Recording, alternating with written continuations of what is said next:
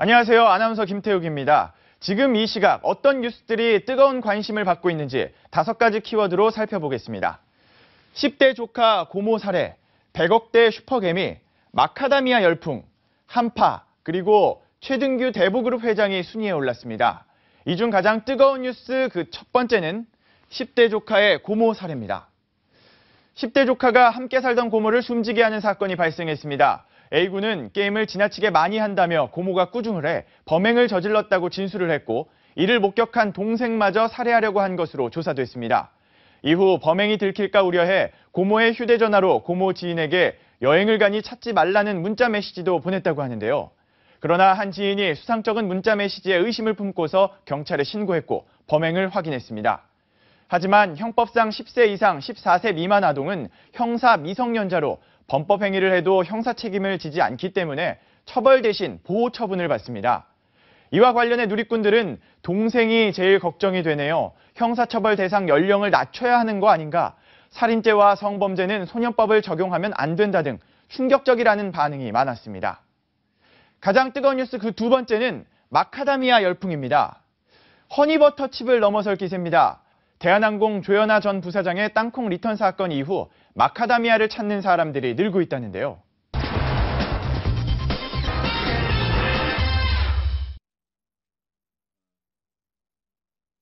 제가 한번 먹어보도록 하겠습니다.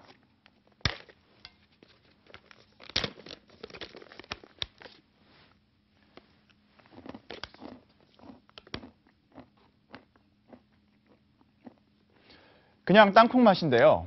이렇게 마카다미아가 이슈로 부각된 이후 관련 제품의 판매량은 일주일 전보다 149%나 늘었다고 합니다. 상품 검색창에서도 마카다미아와 땅콩 검색 횟수가 전주에 비해 20배 이상 늘었고요. 또 일일 평균 판매량도 3.5배까지 치솟은 것으로 전해졌습니다. 마카다미아와 관련한 판매 전략, 패러디도 보였는데요. 비행기까지 돌려세운 바로 그 맛. 긴 말은 않겠다, 그 땅콩. 둘이 탔다 하나가 내려도 모를 마카다미아의 맛. 땅콩은 억울하다, 내가 1등석에서 서비스 될 거라 생각하냐 등 재미있는 글들이 많았습니다. 지금까지 이 시각 가장 뜨거운 뉴스였습니다.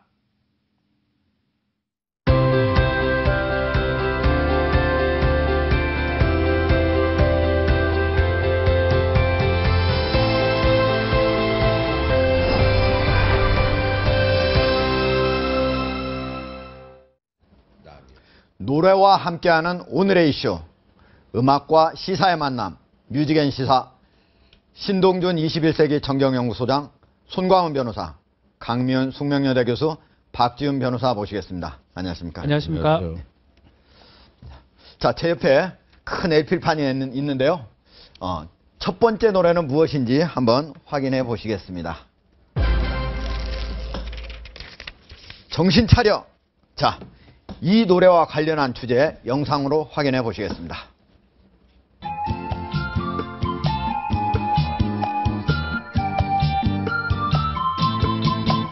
말로만 그래놓고 또 또다시 그러면 어떡하니 자꾸 그럴수록 사람이 시신을 훼손해서 여러 군데다 같이 갖다 버리셨습니다. 그러신 이유가 어떻게 되신 거예요? 민당 모르겠습니다. 잘 어떻게 해서 정신이 아니고 친구야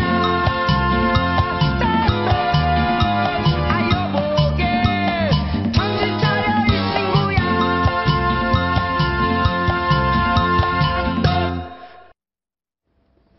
박지훈 변호사. 정말 좀 정신 좀 차려야 될 것 같습니다. 그래요. 지금 조사받고 있고 정말 참혹한 범죄를 저질러 놓고 뭐 다 먹을 거 먹고 뭐 지가 돈 들여가지고 뭐 먹는 거가 뭐라 할 수는 없지만 제대로 대한 답변을 하고 왜 그랬는가를 얘기를 해야 되는데 그런 얘기들은 안 하려고 그러고 먹는 거는 잘 몰라 그러고 또 문제는 보면 이때까지 한국에 들어오면서 결국은 출입국 기록이 없다라는 거거든요. 그게 뭐냐 하면 대부분 위조해서 들어왔다는 겁니다. 네. 그 와중에 우리 국가 당국에도 출입국 관리소도 그 상황을 전혀 모르고 있었고 최근 2003년도는 강제 추방 당하게 됐습니다. 네. 위조 때문에. 그런 경우까지도 우리가 사실은 이런 범죄를 저지르게 된 것도 어떻게 보면 출입관리소나 국가에서 좀 관리를 좀 했었으면 예. 좋은데 뭐 일단은 진짜 정신 꼭 차려서 좀 우리 사법 당국의 어떤 조사라든지 재판 과정에서 제대로 좀 응해줘야 된다고 생각이 듭니다. 네. 저분은 자, 자신의 동거녀를 잔혹하게 살해하고 멀쩡하게 식사를 하고 있다는 것. 일반적인 상식으로는 받아들이기 어려운 행동인데요. 이와 관련한 자세한 소식 채널A가 단독으로 준비를 했습니다. 여인선 기자입니다. 박준봉은 경찰 조사에서 자신에게 불리한 이야기는 아끼고 기억이 나지 않는다는 식의 변명을 주로 했습니다. 시신 훼손해서 버리신 이유가 뭡니까? 그런 당 모르겠으면 저를 잘 어떻게 해서 그냥 정신이 아닌 것 같아요. 그래서 저는 생각이 안 나요. 조사를 받을 때는 말을 얼버무리고 정신이 없는 척했지만 막상 유치장 안에서는 식사를 잘 챙겨 먹고 잠도 잘 자는 등 편안하게 지내고 있는 것으로 전해졌습니다. 경찰 관계자는 박춘봉이 사식까지 먹을 정도로 잘 지낸다며 사이코패스 같은 모습에 놀랐다고 전합니다. 박춘봉은 유치장에서 하루 3끼 제공되는 식사를 남기지 않을 만큼 잘 먹고 있는 것으로 알려졌습니다. 어제 낮에는 새우 스낵을 비롯해 여러 종류의 과자를 10,000원어치 정도 따로 시켜 먹었습니다. 박춘봉은 잔인하게 범행을 저지른 사람답지 않게 잠도 잘 자고 있으며 비교적 건강한 상태인 것으로 전해졌습니다. 채널A 뉴스 여인선입니다. 자, 강 교수님. 네. 어떻게 보셨습니까? 저는 박춘봉 사건 뉴스 볼 때마다 놀라는 것이 뭐냐면 저 사람이 저렇게 엽기적인 살인을 할 사람처럼 안 보인다는 게 더 무서운 것 예, 같아요. 그렇죠. 겉모습만 보면 진짜 그래요. 헐크처럼 생기면 우리가 다 알 것 같은데 너무나 그냥 길에 다니는 아저씨처럼 보이기 때문에 그게 참 무섭다 생각이 들고 네. 이 사람이 했던 엽기적인 그 살인 행위에 비하면 정말 여기서 뭐 밥을 잘 먹고 있다 놀랄 일도 아닌 것 같아요. 뭐 그 정도 범죄를 저지르고 밥을 못 먹을 네. 정도의 사람이면 그런 범죄를 저질렀을까 생각이 드네요. 네. 사실, 제가 지금 자막 보면서 예. 그 범인이 10년간 그 출입국 관리 기록이 없이 살았다는 걸 느끼면서 하는 것이 네. 확실히 우리 한국 사회가 이제는 모르는 사람이 많을 수 있는 사회, 그다음에 국적이 다양한 사람이 미국처럼 네. 그 적당한 합법적인 비자 없이 살 수 있는 나라가 됐다는 생각이 들거든요. 네. 아시겠지만 동남아시아나 각국에서 우리 청년들이 일을 안 하니까 더럽고 위험하고 이런 데 일을 안 하니까 지금 다문화 그 가정이나 이런 사람들이 한 100만 명을 넘습니다. 네. 그러면은 지금 오원춘도 그렇고 이번에도 그렇고 되게 저렇게 보통 사람들은 잘 알지 못하는 사람, 보통은 되게 생활을 같이 안 하는 사람 이렇게 하다 보니까 범죄자들 입장에서는 얼마든지 완전 범죄를 꿈꾸고 저렇게 잔악한 범죄를 꿈꾸거든요. 네. 제가 뒤집어 얘기하면은 10년, 20년을 전망해 보면 우리 사회가 이젠 단일 민족이 아니고 다민족 국가가 되면 될수록 우리가 생각지도 못했던 이 구멍들이 네. 곳곳에서 뚫릴 수 있겠다는 생각이 들어서 새삼 우리가 한번 경각심을 갖게 되는 계기가 됩니다. 네. 그렇네요. 신동훈 소장님. 보면은 어떻게 3번이나 들어왔는데 다 위조된 그 여권으로 그 중에 한 번만 걸려서 추방되고 나머지는 그냥 다 들어올 수 있어요. 어떻게 이런 게 가능하죠? 그러니까 그 출입국 관리소 이분들이 나름 열심히 하시지만은 한계가 있을 거로 봅니다. 왜냐하면은 중국이라는 데가 땅이 넓고 지대물박, 사람이 많고 물산이 많아. 네. 사람이 워낙 많아서 아시겠지만 부의정 특파원 하셨잖아요. 예. 소위 흐이렌 해가지고 예. 호적에 없는 사람이 1억 명이 넘어요. 그렇죠. 우리말로 흑인. 그러니까 흑인인데 니그로 개념이 거물 아니고 흑자 사람이. 블랙맨이 예. 아니고 그거 주민등록이 없어요. 쉽게 얘기하면. 예. 그러니까는 특히 또 이 조선족들 특히 뭐 이렇게 뭐 대우도 못 받지 않습니까? 네. 잘 나가는 사람 그렇습니다. 그러니까 한국이 이제 임금이 그들 기준에서 보면 높으니까 무슨 수를 쓰더라도 들어온단 말이에요. 그러니까 나는 저 지금 어떻게 봄춘자 한자는 모르겠는데 다 오원춘이니 뭐 이렇게 춘자가 들어가는지 모르겠어. 나 이름에 약간 조금 약간 다른 얘기다마는 예. 그 사서에 보면 말이죠. 예. 옛날에 공성전이 이렇게 열리면은 이 성을 둘러싸니까 한 3년 정도 가는 경우가 있어요. 먹을 거 다 떨어지고. 네. 그래가지고 여가 상식이라고 그래요. 자식을 바꿔 먹는 거야. 적과 싸우기 위해서. 사람을 그렇게 먹는 게 있었어요. 근데 지금 옛날에 우리나라도 할 말은 아니면 서진 룸사롱 사건입니까? 그 인육 먹은 적 있었죠, 옛날에. 네. 그거 있었어요. 그 근데 인육 먹은 적도 있었습니다. 예. 그 조폭애들 그 먹은 적 있었잖아요. 예. 그 신문에서 나오고 난리가 났었는데 아무튼 이런 엽기적인 일이 두 번 다시 일어나서는 안 되고 예. 사법 해당 주무당국에서는 좀 각별히 이걸 좀 저걸 하고 지금 아무리 그렇다 하더라도 중국에서 들어오는 교포 경우 예. 요 취재를 좀 잘했으면 좋겠습니다. 알겠습니다. 자, 우리가 좀 출입국 관리국 좀 더 강화를 할 필요가 있을 것 같습니다. 자, 토막살인범 박춘봉 씨.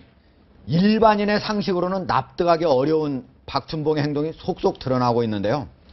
지난 2002년 박춘봉의 막내 여동생과 결혼했던 김모 씨에게 박춘봉은 어떤 인물이었는지 우리가 직접 들어보도록 하겠습니다. 김 선생님. 네. 예, 안녕하십니까. 예, 안녕하십니까. 예, 박춘봉 씨가 처남되시죠? 여보세요? 예, 그렇습니다. 예. 박춘봉 씨, 그동안 몇 번이나 만나셨나요? 서너 번 만났습니다. 예. 만나보니까 박춘봉 씨는 어떤 인물이던가요?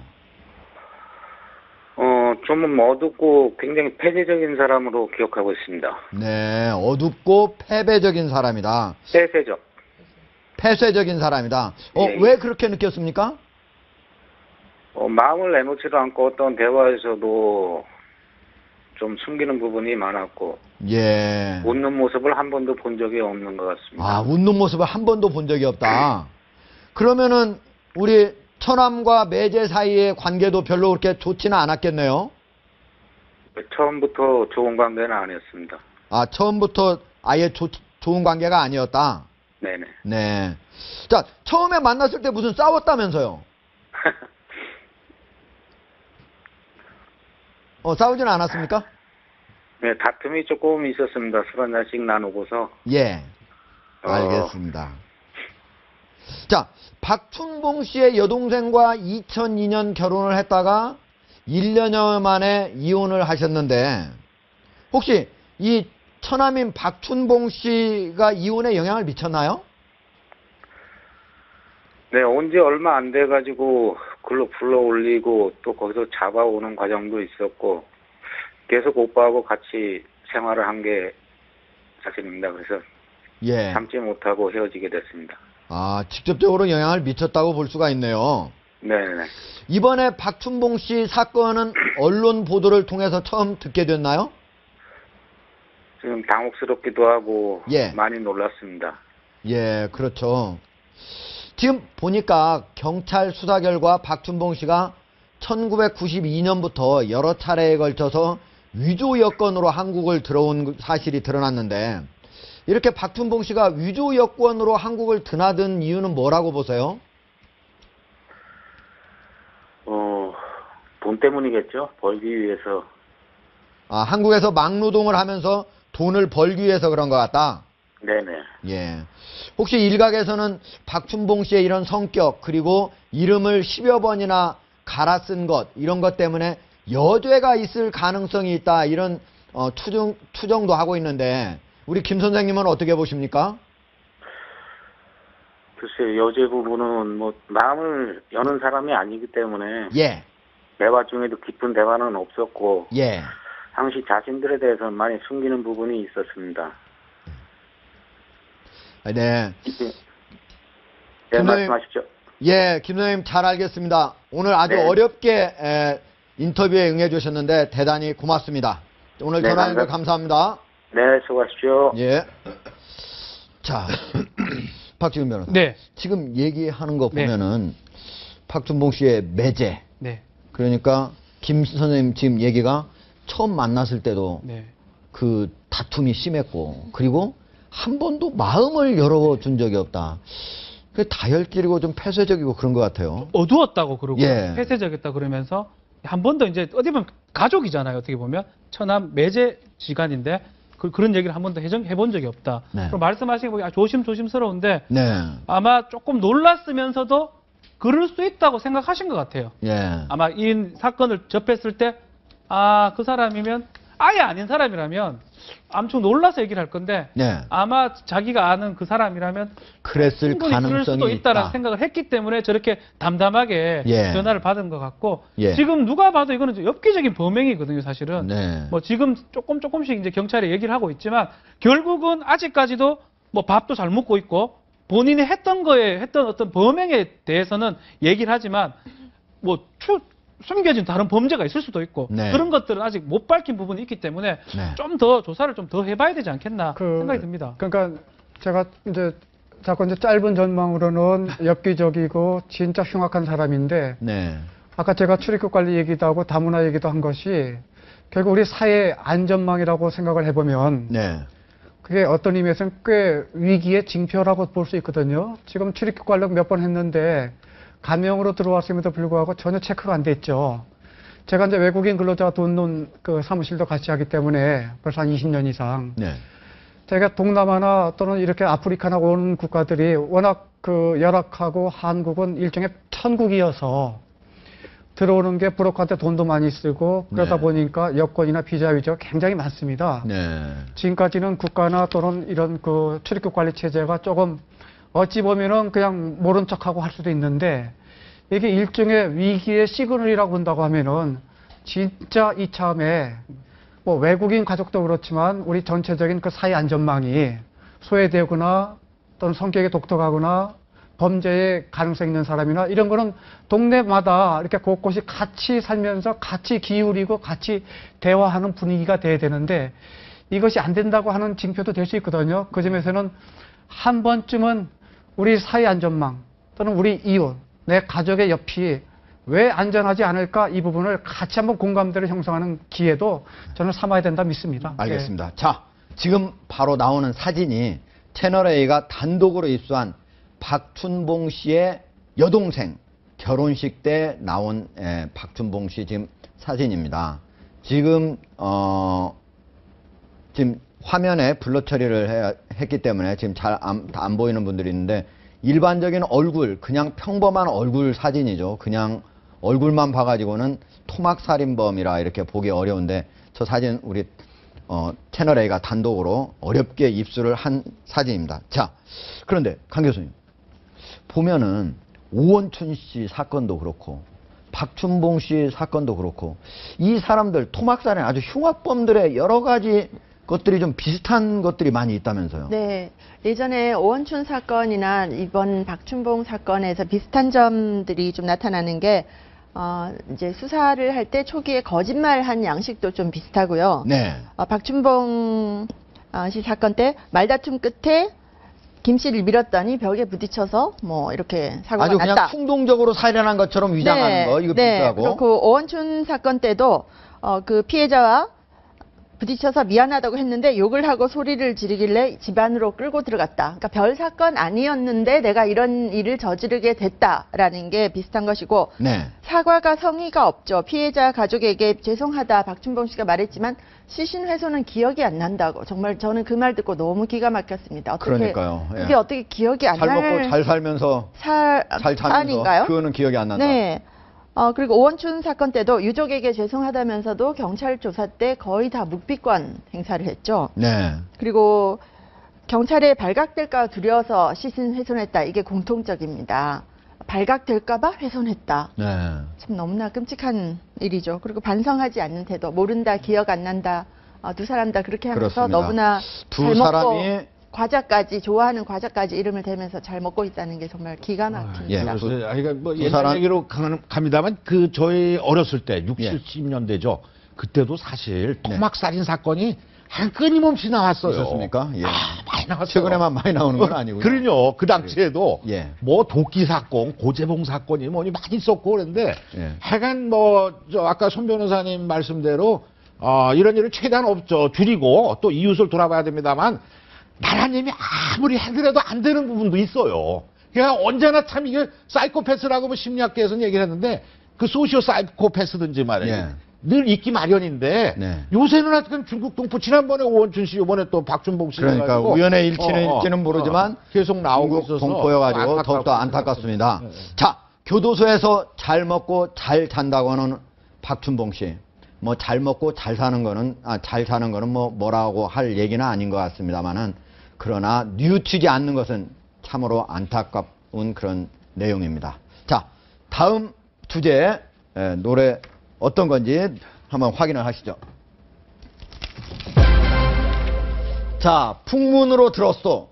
자, 어떤 주제와 관련한 노래인지 영상으로 확인해 보시겠습니다.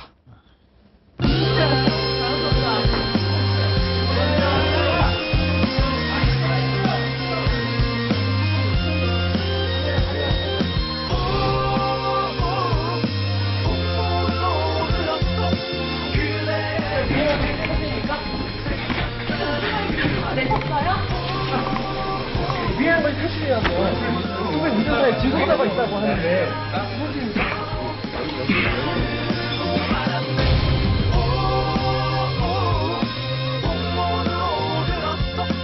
검찰 조사 소감 한 말씀 해주시죠. 다 했습니다.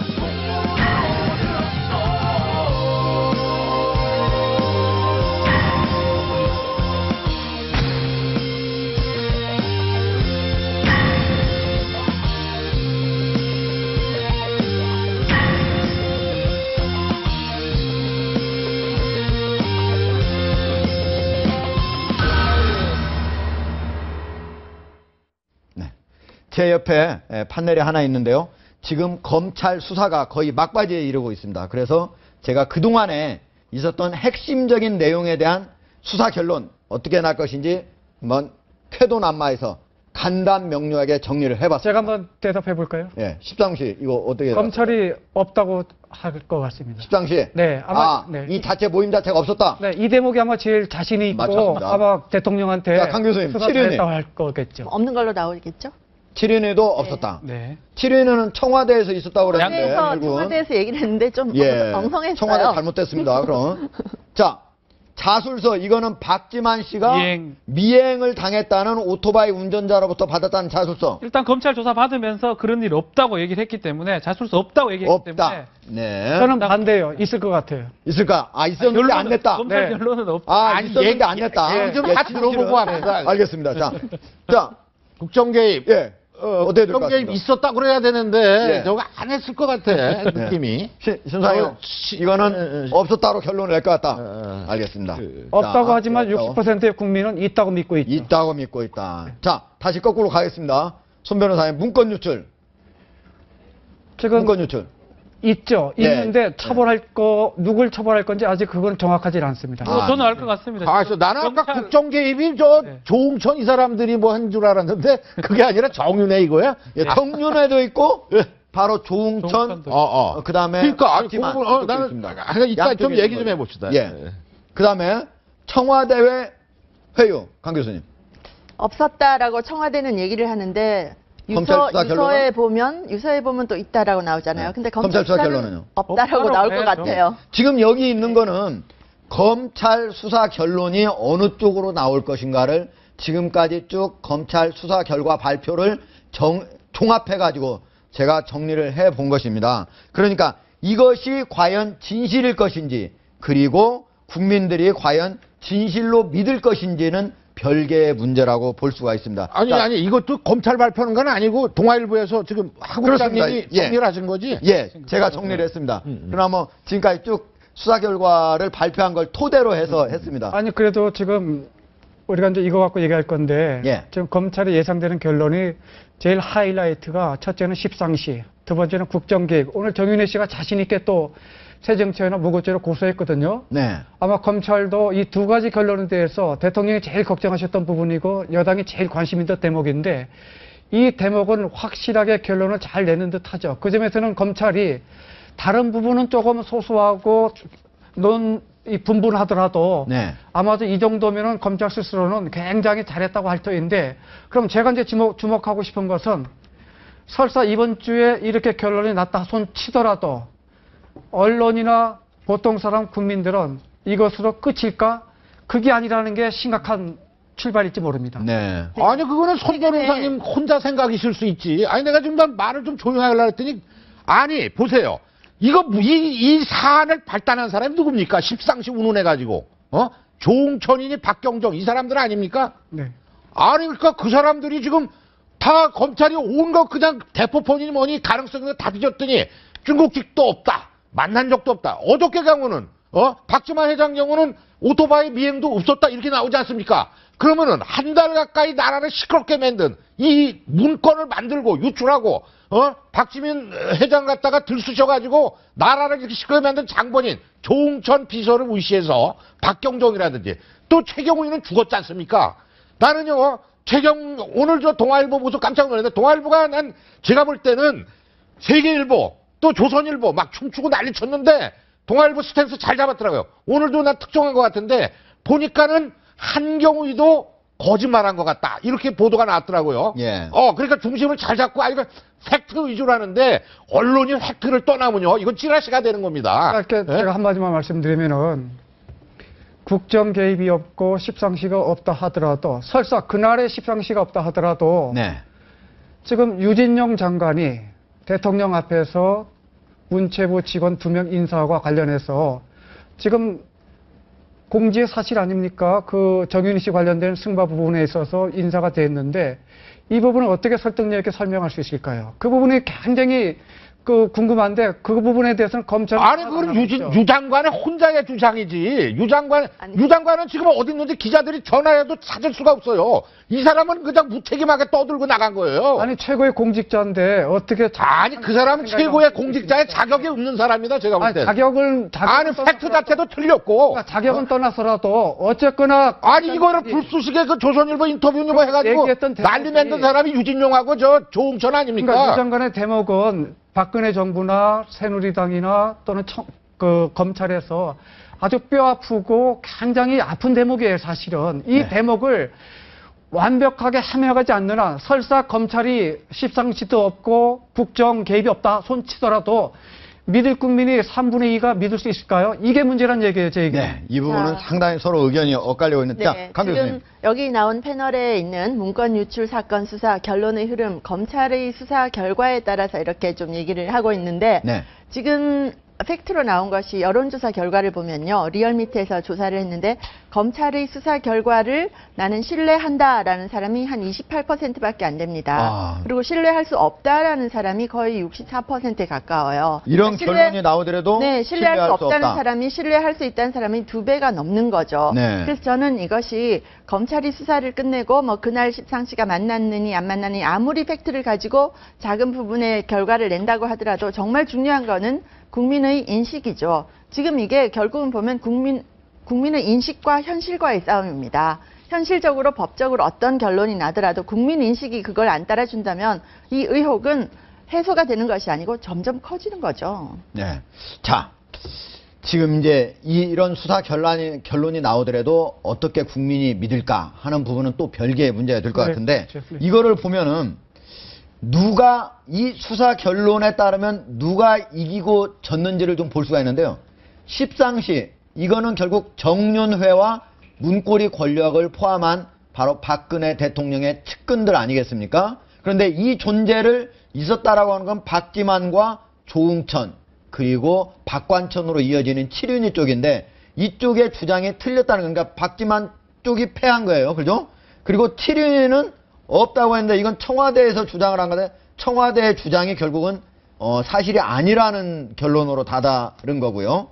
자술서는 박지만 씨 쪽이 원래 있었다고 보도가 됐던 건데 그건 없었다고 했으니까 이것도 박지만 씨 측이 패했다 이렇게 볼 수가 있고 국정 개입은 양쪽이 모두 십상시나 칠윤희 측 모두 있었던 걸로 추정이 됐던 건데 모두 없었다고 했으니까 저쪽이 있었다고 한 이쪽도 패하고 저쪽도 이쪽이 있었다고 십상시 쪽은 칠윤희 쪽이 있었다라고는 얘기를 하진 않았으니까 그쪽은 패했다고 좀 볼 수가 정윤회 없을 씨만 거고. 승리한 것 같아요. 그렇죠. 그 정윤회 문건 유출은 또 조응천과 바로 박관천 이쪽에서 나온 거고 청와대 휴유는 청와대는 아니라고 부인했는데 청와대가 승리. 그러니까 청와대 승리가 있고 대부분이 박지만 씨, 조응천 씨, 박관천 씨 측이 패하고 그 다음에 오히려 십상시와 정윤희 씨 측이 많이 이겼고 청와대가 하나 이겼고 청와대는 패한 것도 하나 있고 이렇게 됩니다. 이거는 좀 문제가 있는데요. 예. 십상시가 존재한 것처럼 지금 가정하고 들어가는데 십상시 없는 건데.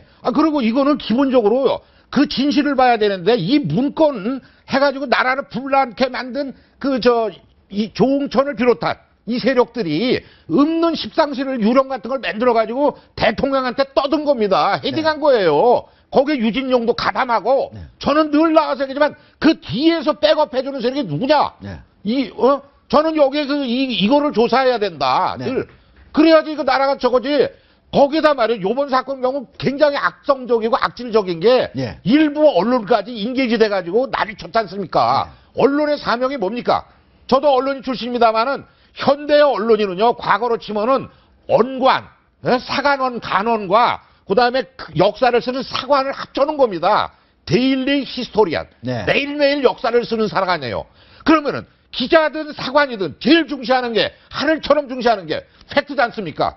그럼 그 위에 부장국장은 왜 둡니까? 그 팩트 게이트 키핑 하려고 그러는 건데, 아니, 세계일보는 몇 달 전에 그걸 묶어가지고 하나도 체킹 안 하고서 중국 측이 머리 터뜨려가지고 나라가 지금 벌컥 뒤집었잖아요. 대통령의 이거는 통치권이 그대로 무너지는 얘기인데, 아니, 대언론사, 이제 소언론사인지 모르겠지만 거기에 메이저 언론까지 같이 껴가지고 말이야.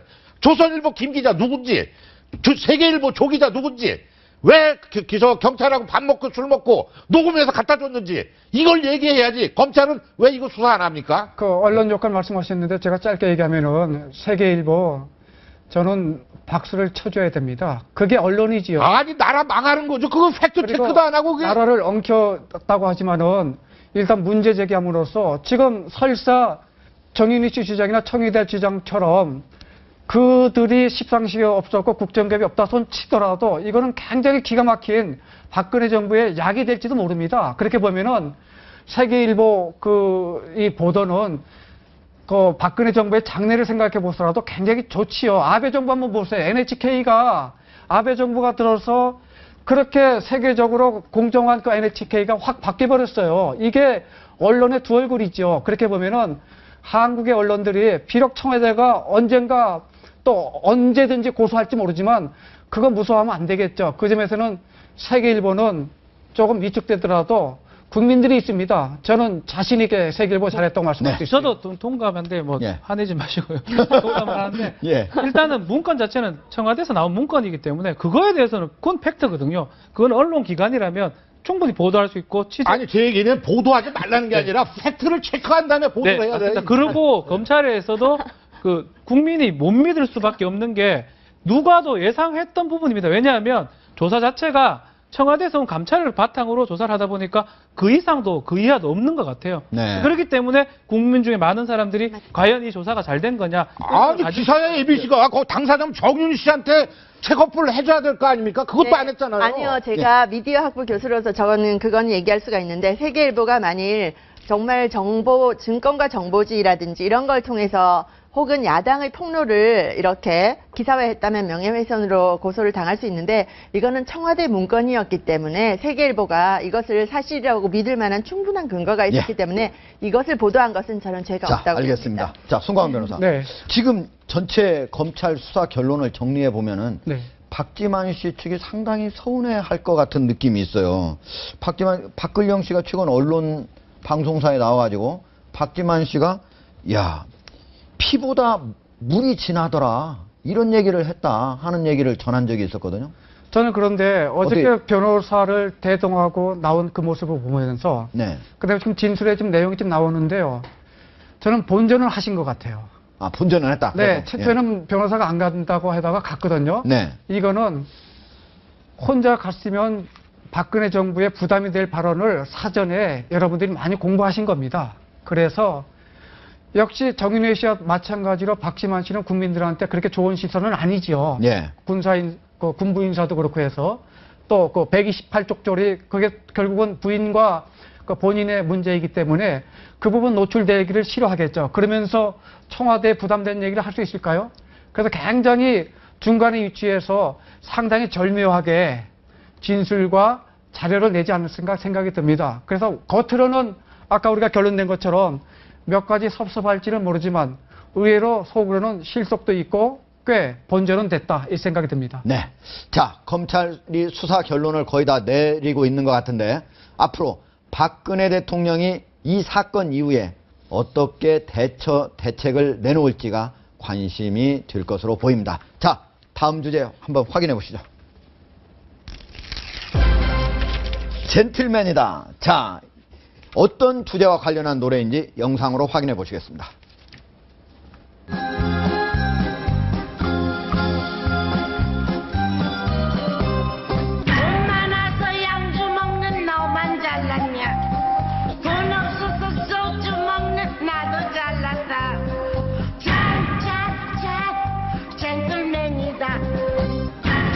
첫 번째 질문 뭘로 갈까요? 글로? 집에서 살고 출근하는 너만 잘났냐? 대중교통 이용하는 나도 잘났다.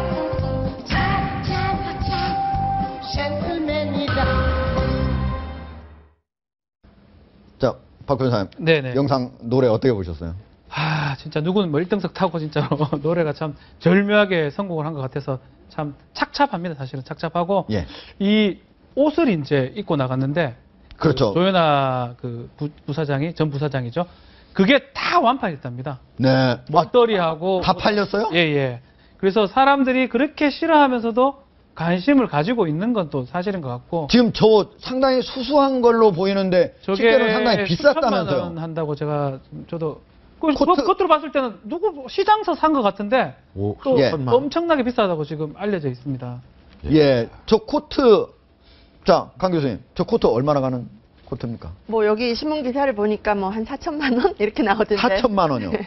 목도리는요? 뭐 목도리는 1,000만 원이라고 하는데 예. 모르겠어요. 정확한지 모르겠는데 정말 예. 그냥 봐서는 굉장히 평범해 보이는 옷인데 비싸네요. 근데 사실 돈이 많은 사람들이 뭐 전봇대를 가지고 이쑤시개를 사용하건 무슨 상관이겠습니까마는 네. 이렇게 문제가 생기면 모든 것이 도마에 오르는 거죠. 그러니까 아니 돈 있는 근데도 사람이 뭐 비싼 거 1억짜리 하든 그걸 탓하면 안 됩니다. 예. 그거는 자본주의를 부정하는 거고 예. 경제 망치는 겁니다. 절대 네. 그런 생각 안 그런데- 되고 다만 조현아 씨 경우는 아니 사람이 좋으면은요 시골에서 박 대통령 브로치 10,000원짜리 쓰잖아요. 네. 저거 1천만 원 1억 같이 보이지 않습니까? 예. 돼지 목에 진주 목걸이란 말이 있잖아요. 네. 사람이 후지면은 1억짜리 옷 입어도 그게 저 돼지 목에 진주 목걸이처럼 아니 보이는 그런데 거예요. 재밌는 거는 조현아 씨가 사람들이 대접 아니 얘기는 그건 아니고 예, 예. 그건 아니고 예. 사람들이 인식인 게 옛날에 신창원 티셔츠 엄청 유행했잖아요.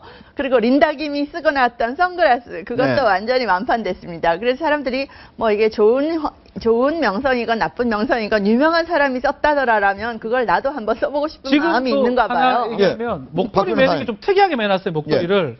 저 목도리 매는 게 SNS에서 아주 가르쳐주고 난리 났습니다. 아, 그랬습니까? 목도리를 뭐 그냥 짜매놨는데 어떻게 맸는데? 저도 잘 모르는데 통상 예. 매는 거하고 좀 다르게 매놨는데 저거가 지금 또 사람들 단순한 사이에 방식이긴 한 것 같은데. 예, 유행하고 있습니다. 저는 근데 좀 유행이 좀 섭섭해요, 사실은요. 네. 아까 신 소장 말씀대로 네.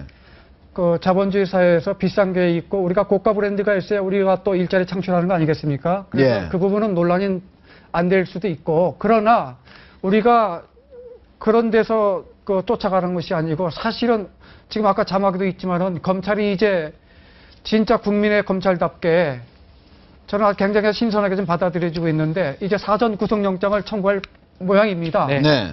아마 열흘 전에 검찰총장께서도 지휘고하를 막론하고 사회의 불신을 조장하는 범죄는 엄단하겠다고 하는데 정치 사건은 참으로 불신이 많은데 이 사건만은 검찰이 진짜 신속하게 아주 야무지게 하는 것 같아서 제가 모쪼록 검찰 잘한다고 좀 칭찬하고 싶습니다. 네. 한간에는 보니까 강 교수님 그 조현아 전 대한항공 부사장이 입었던 그 코트가 바로 그 전에 유병헌 사건 있지 않습니까? 유병헌 씨가 숨졌을 때 그때 입었던 옷도 같은 회사의 그 옷이었어요. L사라고 하는 그 옷인가요? 예. 네, 여기 자세히 보니까 예. 코트가 뭐 1,000만 원이다라는 얘기도 있고 몇 천만 원인지 정확히는 모르겠네요. 그런데 이게 고가의 옷은 맞는 것 같은데 저는 너무 신기한 게 저런 화면이 나올 때마다 어떻게 사람들이 저 옷의 브랜드와 가격을 정확히 알아내는지 그게 참 신기한 것 같습니다. 저게 보면은 1억짜리도 있다고 그래요. 1억짜리도 굉장히 있고 비싼 상당히 브랜드라고 하더라고요. 만들기가 어렵다. 그 자체가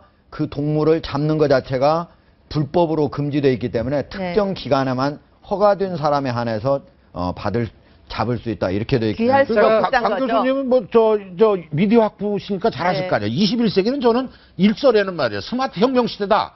근데 이게 모든 게 SNS든 뭐든 말이야. 모바일로 다 통하기 때문에 비밀이 없어졌어요. 그렇죠. 그걸 미디어 네. 학계에서는 뭐라고 요새 규정합니까? 그런 거를. 그런 현상을. SNS에는 이제 거짓말 안 통한다. 숨을 곳이 없습니다. 사기 쳐서는 안 숨을 곳이 된다. 없습니다. 숨을 곳이 그리고 없다. 잊혀질 권리도 없습니다. 자, 나는 요번 저 정윤회 사건에 이 사기친 사람들 조홍천이 뭐든 곧 100일에 드러날 걸로 봅니다. 알겠습니다. 제가 꼭 하나 좀 하고 싶은 예. 얘기가 사무장 얘기 좀 했으면 좋겠어요. 예. 여러분들이 옷은 그렇게 관심 있는데 이제는 시청자 여러분이나 국민 여러분들이 사무장하고 그때 일했던 승무원한테 관심을 좀 가지셔야 됩니다. 최초에는 국토교통부가 갖고 회사 뜻에 맞게 그 거짓 진술을 하셨지만은 어느 순간에 마음을 바꾸셔서 우리한테 진실을 가르쳐 주셨죠. 이제는 자기 직업과 자기 가족을 다 걸고 이제는 진실 앞에 내동댕이 친 겁니다. 그런데 대한항공도 그렇고 우리도 그렇고 그분들 장래에 대해서 별로 걱정을 안 하지요. 그러면은 제 얘기는 일종의 그분들은 공익 제보자입니다. 진실과 사회적인 공익을 위해서 자기 일신을 투자하고 위험을 벌인 사람들이거든요. 그 점에서는 대한항공 회장이 똑똑하시다고 하면은 평생 고용을 보장하겠다고 해야 그게 사과가 되는 것이고 네. 해고 안 하겠다고 하는 것이 그게 사과가 되는 것인데 예. 대한항공 노조도 역시 바보처럼 아무 얘기 안 하고 있습니다. 예. 그래서 저 자꾸 그 저 노조 저거를 아니 나는 이번 잘했다는 건 아니지만 그렇게 방송 나와서 그렇게 저 뒤에서 부추기 그러시면 안 되지. 그래서 사무장이나 그 승객들이 이제는 우리가 진짜 그 진실을 얘기하고 그 진실로 말미암아 우리가 새로운 선순환 구조를 또 만들 수 있지 않겠습니까? 예. 그러면은 그 역할을 하셨기 때문에 그들의 고용 승계나 또는 이 직장 안전에 대해서 이제는 우리가 공익제보자에 준하는 그 관심을 가져야 된다. 아니, 그러니까 사무장을 어떤 인사상 불리게 하면 절대 안 되고 조현아 씨도 엄벌을 처하고 또 동일합니다. 다만 평생 보장하라. 아니 그거는 직장 다니는 저거에 잘못하면 잘릴 수도 있고 또 잘하면 승진할 수 있는 거지. 지금 이거 사건 가지고 이 사건과 아무 무관하다. 예. 이렇게 적어야지. 평생 동하도라고 얘기하라는 거고 예. 지금 이제 언론에서 보고 있습니다. 예. 저 상황에서 저 사무장에 대해서 처우를 잘못하면 가만히 있겠습니까? 예. 조금이라도 계속 지금 거짓말 하다가 그럼 계속 평생 보장은 또 뭐예요? 그러니까 저 아들들 이어서 노조 귀족 노조들 내 아들까지 입사 보장하라 이거하고 똑같은 거 아닙니까? 요새는 귀족 노조예요. 비정규직 다 죽어나가 지금. 예, 알겠습니다. 제가 우리 스튜디오에 이 대한항공의 비행기 모형을 하나 들고 나왔습니다. 이게 A380, 800 모형인데요. 이거 왜 들고 나왔냐면요. 그 1등석 승객이 불만을 터뜨렸잖아. 야, 네. 땅콩 하나 가지고 불만 있어서 비행기를 휴양시켰느냐. 그래가지고 대한항공에 전화를 해서 강력하게 불만을 제기했습니다. 그러니까 거기에 대한항공 임원이 이 비행기 모형하고 달력을 주면서 좀 입을 좀 다물어 달라고 얘기를 부탁을 했다는 겁니다. 자, 박지훈 변호사. 자, 이거 하나 주시면은 좀 불만 더 이상 제기하지 않고 그게 막 가만히 있겠습니다. 10만 얼마 한다고 지금 들었습니다. 아, 이거 10만, 예, 10만 4천 원, 예, 20만 원짜리도 있다고 그럽니다. 아마 주려고 했던 한 20만 원 줄 정도. 때는 실제로 금도금을 주려고 했겠지. 얘는. 그러니까. 그래가지고 뭐 1등석한테 10만 원짜리 주면 1등석 사람을 놀리는 겁니까?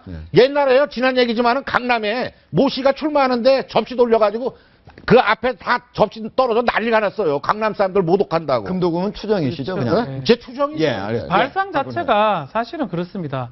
해결하는 어떤 사건에 대해서 해결하는 방식이 뭐냐면 뭐를 주고 입막음 아니면 진술을 거짓 유도하는 게 예. 이게 아마 지금 몸에 배긴 것 같아요. 네. 무조건 그 회장 측 오너 일가를 보호하는 거에서 맞추다 보니까 이걸 준다는 거는 곧 제가 봤을 때 뭐라도 줄라는 의도가 있었고 그렇지. 금도금을 얘기했겠지. 회유를 한다는 거는 사실 이 상황에서 그게 오너가 시켰는지 그건 모르겠지만 어쨌든 간에 검찰에서 지금 구속영장 청구를 하겠다는 이유 중에 가장 큰 이유가 뭐냐면 증거인멸죄를 교사시켰다는 거거든요. 예. 그 측면이 크기 때문에 사실은 사건은 어떻게 보면 그렇게 큰 사건 아닐 수 있거든요. 크지만 아닐 수 있는데 그 뒤에 대처 과정, 특히 이런 걸 주면서 예. 이런 걸 주면서 진술을 좀 해달라, 어떻게 해달라 이 부분이 가장 잘못됐고 가장 비난받아야 될 부분이 아닌가 생각이 듭니다. 이거는 그리고 회유의 시작으로 그냥 그렇죠. 볼 수 있다. 오늘 신문에 일면 광고가 다 났습니다. 네. 아주 그 문맥을 아주 잘 썼더군요. 그런데 저는 그거 보면서 돈을 참 많이 썼겠구나.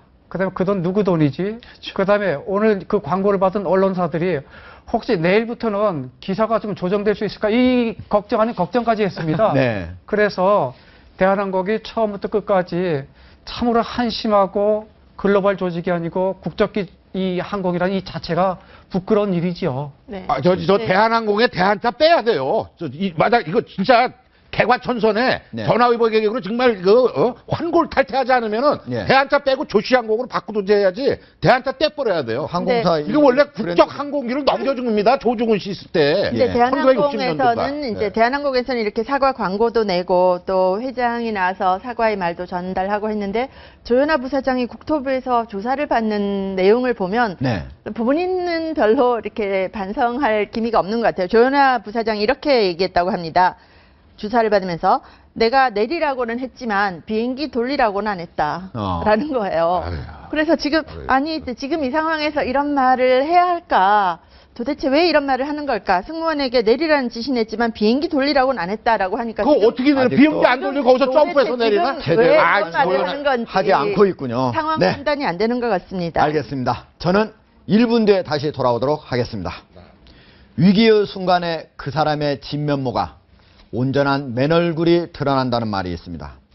한 개인을 떠나 기업, 더 나아가 국가도 위기 대응 능력이 얼마나 중요한 것인가를 우리는 올 한 해 사무치게 실감할 수 있었습니다. 위기에 대처하는 자세, 이것이야말로 곧 능력입니다. 이번 대한항공 사태, 우리 사회가 다시 한번 타산지석으로 삼아야 할 메시지가 아닐까 싶습니다. 쾌도남마 오늘은 여기까지입니다. 자, 마지막 발언기 송강원 변호사 제가 드리겠습니다. 지난주에 그 타임지 잡지를 보시면은 이게 페이스북에 마크 주커버그예요. 30대 이 남자가 이렇게 인도를 돌아다니면서 온갖 봉사활동을 하면서 돈도 벌고 합니다. 작년에 한 10억 달러 이상을 벌었지요. 40대의 조현아 사장 뭐하고 있죠? 이게 우리 재벌의 현주소입니다. 자수성가한 이 주커버그는 세계로 돌아다니는데 한국의 재벌 3사장 버르장 뭐 이렇게 집안 교육이 잘못돼서 뭐하고 그런 있는가요? 거지. 이렇게 되면 우리가 희망이 없는 거죠. 네. 재벌을 그렇게 욕하는 쪽으로 몰아가시면 안 자, 되지. 나머지 두 분도 하실 얘기 있으면 하세요, 그냥. 예. 좋습니다. 예. 괜찮습니다. 집안 교육 좀